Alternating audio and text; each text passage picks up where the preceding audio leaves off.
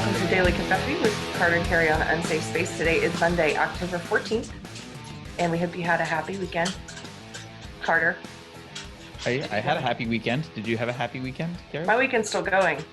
Oh, that's right. Your weekend kind of starts on Monday. Sunday, yeah. So, yeah. Well, today is also, some people think it's Columbus Day, but here in California, we know better. Today is Indigenous Peoples Day. So, okay. Schools are off. That's what's going on. And it relates. I think this kind of relates to something that you were telling me over the weekend, but maybe it doesn't. Do you want to describe kind of a conversation with you? You have a friend who kind of went from one end of the spectrum to the other, and you kind of had a conversation about it on Facebook. Yes. I don't know how that relates to Columbus Day, but we'll see. Okay. No, I sent you this thing because I had this friend on Instagram who posted about on Instagram about people on Facebook unfriending him, and he was basically trying to clarify his views. And this guy, I don't know him in real life. He's like an online friend who has a show, and but when I first encountered him and we became online, like friends online, he was more he was like atheist. His show was I think an atheist show. He was more probably in the SJW world, and over time he made this trajectory where he became anti-SJW, and then he became Christian, and his show became about Christianity, and now he's becoming like white identitarian. And so actually his post was sort of clarifying his views and was sort of saying, this world is unfortunately tribalistic, and people are going to stick to their tribes, and therefore I have to be concerned with and care about the white Christian tribe. And I'm like, how is that any different from identitarians on the right? And he basically was like, it's not.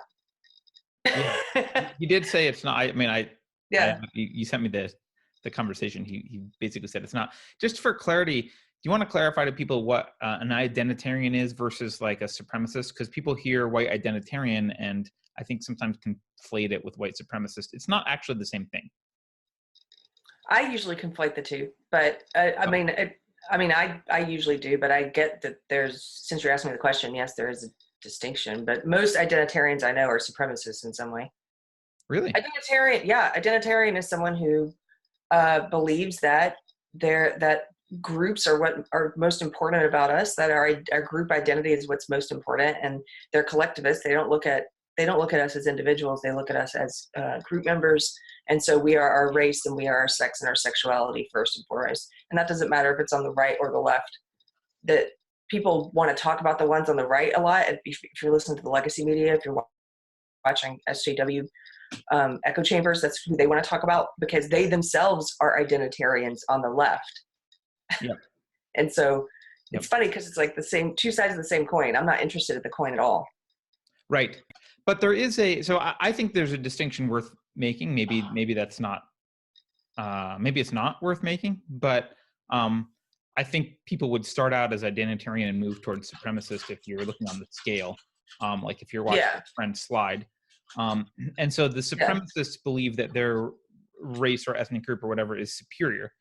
Identitarians, there's a lot of like separatist people who are identitarians, and they will say, and I don't know how they behave, but they will say explicitly, we don't think we're better than anyone else. We just think we should be separate. Like we should be us, and you should be you, and we should live separately and focus on our own internal in-group, and that's their belief.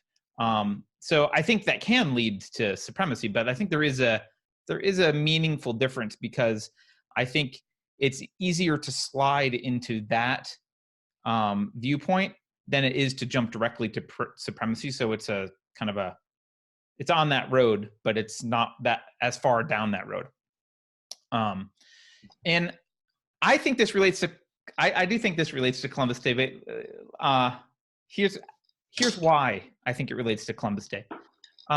So your friend here specifically used the phrase in-group preferences. So can I just quote like a sentence he says? So he says, couple sentences. I've come to realize that the empirical and behavioral reality of human beings is collective identity. So collectivist, he's blatant about that, right? It's just what people do. The group with the highest in-group preferences and lowest tolerance for outsiders wins. History demonstrates this repeatedly. It's not ideal, but it's true. And then he says identity is greater than culture, which is greater than politics. So, or maybe he means politics is downstream from culture, which is downstream from identity. I'm not sure. So I look at this and I think about how we talk about, how do I want to say this? He's right that history does demonstrate that repeatedly. Historically, humans have had in-group preferences. And so that, by the way, the idea of in-group preference, I don't even know if anyone there, it's kind of a technical term and it's debated about what it means. There's the Darwinians believe that in-group preference is more kind of genetic and based on genes. And there's like a Darwinian reason to shun outsiders and be, sacrifice yourself for your group or support your group.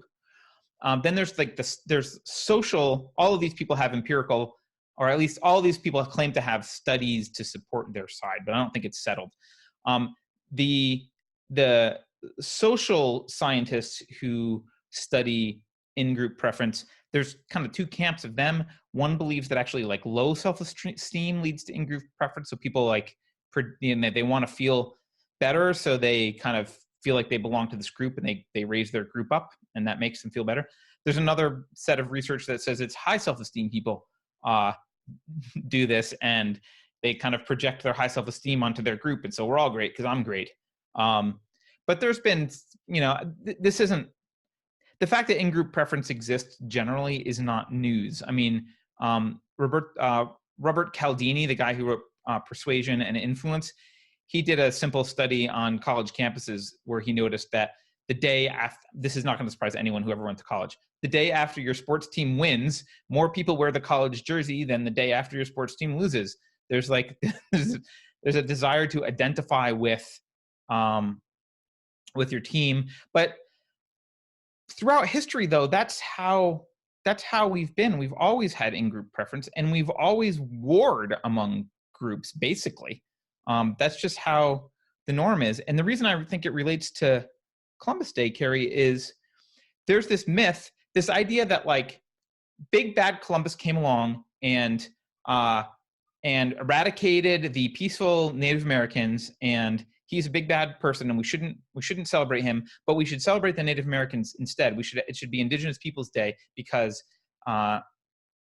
it's the genocide and the colonization and genocide and war to conquer people. This was a uniquely white thing. And what I think's happened, I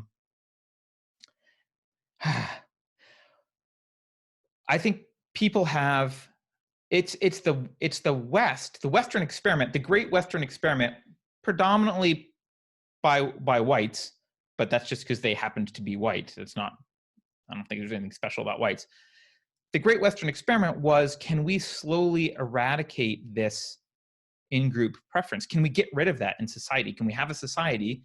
And okay, so we founded the US, there was slavery. Not a great job getting rid of in-group preference, right? And there's a lot of racism, still people that are racist, a lot of racism. But if you look at there was some of the states were abolitionist states who explicitly knew no, we want individualism, we don't want to be collective. And if you look at the history of the US, especially even in the last century with the civil rights movement, there's this move towards setting up the society, which is, hey, can we not have in-group preference? Can we have a society which is colorblind, which, as I know, is a bad word to the social justice warriors, right? But can we have colorblindness? Can we have a society where there isn't in-group preference? And I think what's happened is we were getting close to that, or we were at least moving towards that direction. People agreed that we should not have in-group preference. It was desirable to not judge people based on the color of their skin. But what's happened is the left has come along and kind of reintroduced that. And they've said, no. We have to identify people. Colorblindness is a bad idea. You can never be colorblind. I think you, Keri, the other day you even said, someone specifically said to you, you can never be colorblind. It's impossible. Okay. Well, that's what they believe. SJW. Right. So they come along and they do that. And I think a lot of people like your friend here, like a lot of white people like your friend, look at this and they kind of, I think this is motivated actually by defeatism. I think this is defeatist. It's an attitude of like, well, I guess the Western experiment lost because they're forcing us back into groups. They're forcing us to identify with our ethnicity. We tried this experiment. We said, hey, we're not going to have as much in-group preference. We're going to not be as protective of outsiders. We're going to try and have this melting pot. We're going to try this experiment. And what happened? Well, now we're being told that we are sinful because we're white, and people have to be in different groups, and people are aligned with race, and there's people of color versus everyone who's white, and everyone's got a different marginalized identity, and we're responsible for slavery, and blah, blah, blah. And so I think the natural response for a lot of people is like, well, if we're going to be forced back into tribalism, I think what they're seeing is they're looking at this and saying the West failed. The experiment of the West failed. We're going back to tribalism. I'm jumping in my tribe because that's where we're headed. Is that how you see this? I don't think that it's a lot of people. I don't think it's a lot of white people. I mean, a lot of the people. The identitarians, sure, but a lot of white people are not going this route. No, I mean, a lot of the identitarians are that way because of that. That's what I mean. Okay. A lot of white people are going the SJW route and are True. Paying to have their white guilt removed because they are I think you should lay it out more clearly than this. There are identitarians on the left and the right. The identitarians on the left have overwhelmingly taken over society at the moment and are mainstreamed. Right. Mainstreamed so much that anybody watching this is friends, Facebook friends, and social media friends with a ton of identitarians. They just happen to be identitarians on the left. And what that's doing is driving some people, fringe people, to the identitarian right. And I do believe we've talked about this before, they're creating the reality they want. The alt-left is creating the alt-right at this moment in history.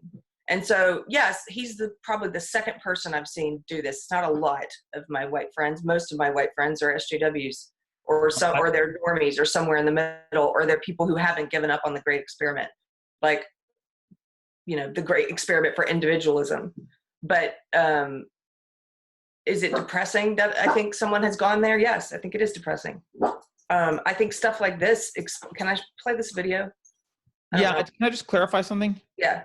I'm not saying most white people went this way. I'm saying most of the people that have gone this way have gone because they have given up on the Western experiment, not because they want to be identitarian, but they've given up on the Western experiment being successful. This guy says it's not ideal, but it's true. He's signaling that like his ideal would have not been to do this, but he feels like there's no alternative. This is where things are going. And he likely feels that way because of the left's identitarianism and everything that you're saying. But I think the justification that a lot of these people are using is really just, I give up. Is that clearer? Sure. Okay, play your video. Let's hear your video. Okay, this is from what is it? Oak Park, Illinois. Keri, Yeah, a friend sent this to me last night, and I just I think it relates. This is them overtly. When I say that SJW ideology is racist and sexist, it's like, you don't have to believe me. You can listen to what they say, and I think this is related because this is a woman who's basically saying white men don't get to have opinions. All right. Well, let's listen then. I don't want to hear what you have to say. Oh my gosh. No, I'm serious. Jim, why do you have an opinion on this? Come on, Susan, this is, I won't say a word. That's why I like to. You shouldn't have an opinion on that. I met with constituents of color, and quite honestly, some of the feedback was that some of this wording was ridiculous. You have been white from birth. Why are you arguing what is a system of oppression? You've never experienced one. Mm-hmm. Okay. So shut up. I don't want to hear from you. Just stop. Just stop, Ian. Stop, Dino. You are not oppressed, and people in and I'm not Oak saying Park I am. are, and we are trying to recognize that as a community. Mhm. This mayor and this board is obviously not willing to face history. We have a chance to make history. It is time for this community Mhm. to face equity. Enough. And you stop it. You are a white male. You True. stop it. You are a white male. I'm not Your gonna skin stop. is light enough. I'm not- Stop it. I gotta let. Your skin is white enough. That's my favorite part. Yeah, well, and Like, at the I'm end, not white. Your skin is white enough. it's white enough. Yeah, you're guilty enough.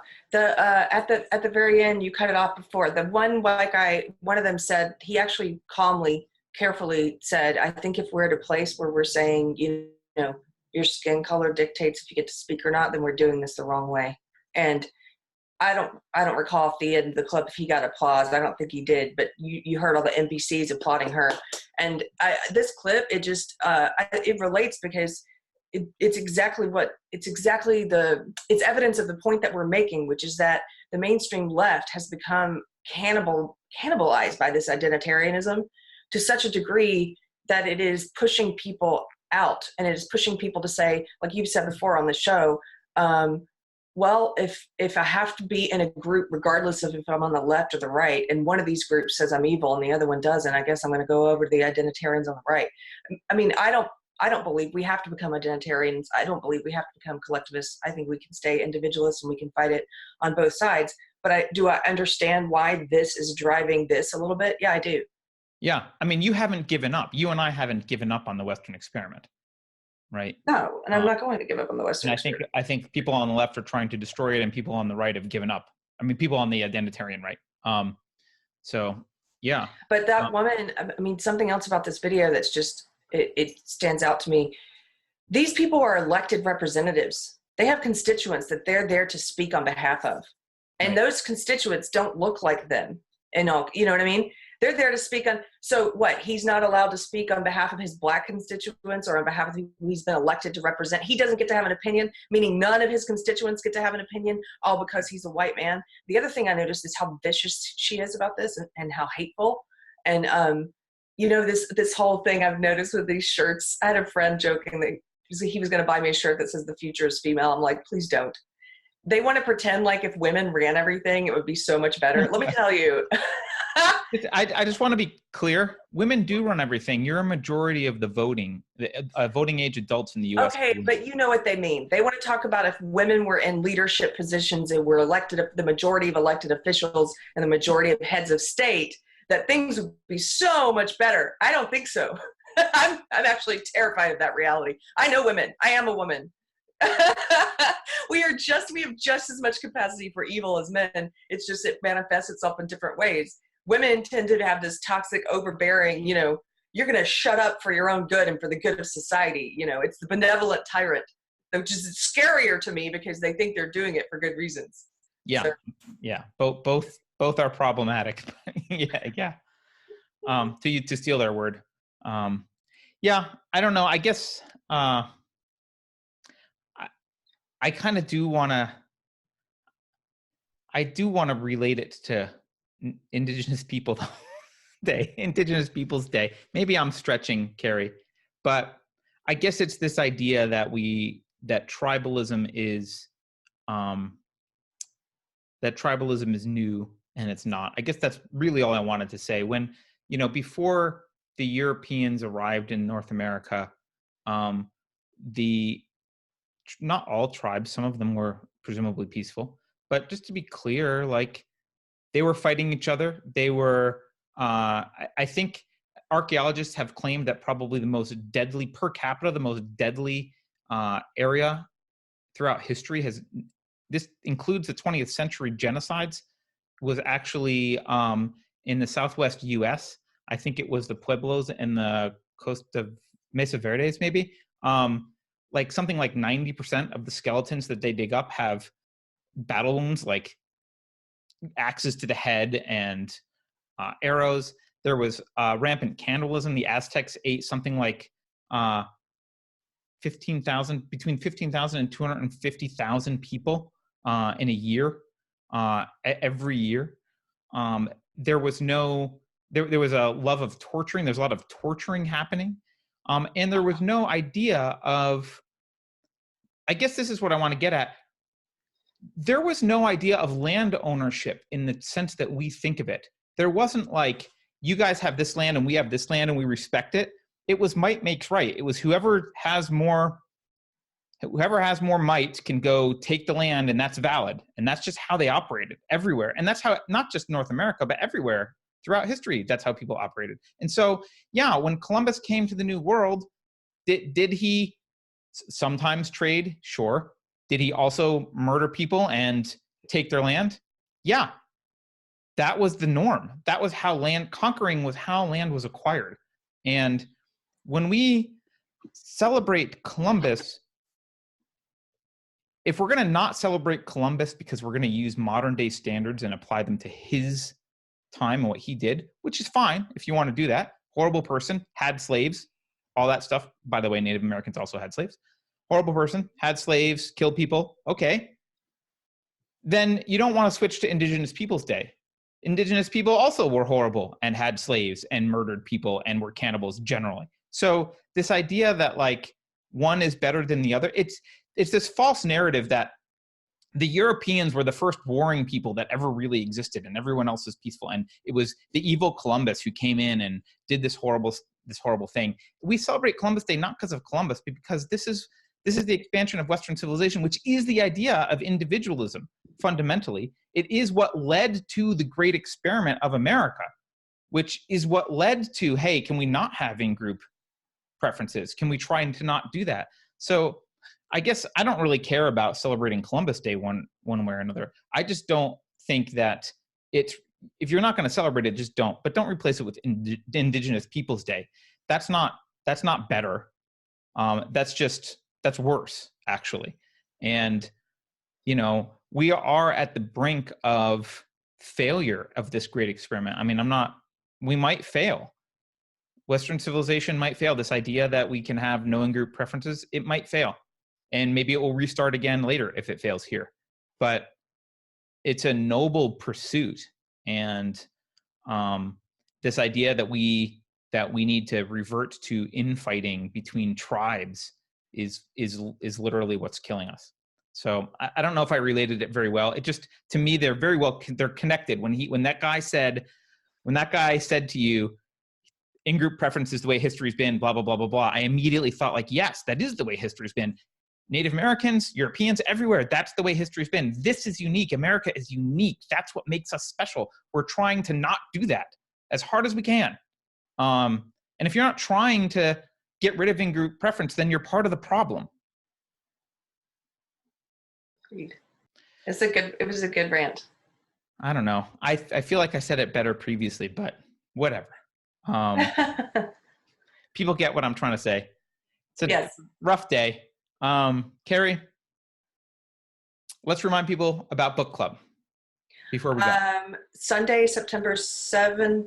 Why do I keep saying September? Sunday, November 17th. We're doing book club. We're gonna do a video discussion. So we're reading the Coddling of the American Mind by Jonathan Haidt and Greg Lukianoff. What's his name? What's the other guy's name? Lukianoff. So get the book if you haven't already. You can follow the links. We have affiliate links that will help support our channel if you get it from us. And we'll see you next month. Yes. Wait, next month? Oh, see you for book club next month. Yeah, for book club. I was very confused. We'll see you tomorrow. Don't forget to like, subscribe, share. Thank you for watching, and have a good day off of work or not, depending on whether you have the day off. Later.